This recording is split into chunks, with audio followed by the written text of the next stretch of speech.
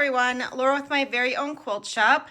I started the quilting on this little quilt this morning. I'm doing a couple small quilts with swirls. I've done a previous video, probably, I don't know, a year ago, about how I quilt swirls and how, like with swirls and paisleys, you want to go the opposite direction as you ultimately want to end up.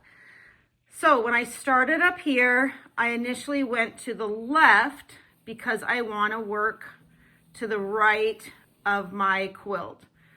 So then I did the same thing here. I went to the left, came back out to ultimately end up on the right.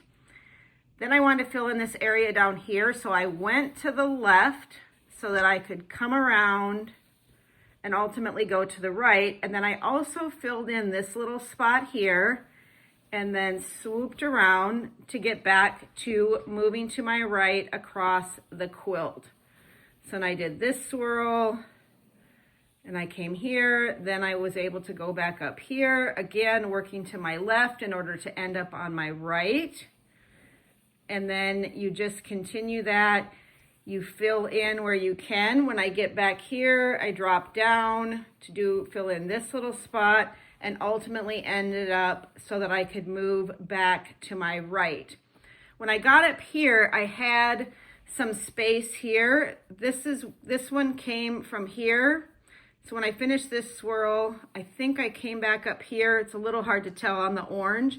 Filled in this little spot with a couple of bumps, did a swirl, ended up doing an elongated swirl to fill in this spot, and ultimately come back around to here, where then I bumped out and kept moving to the right so I could continue across my quilt.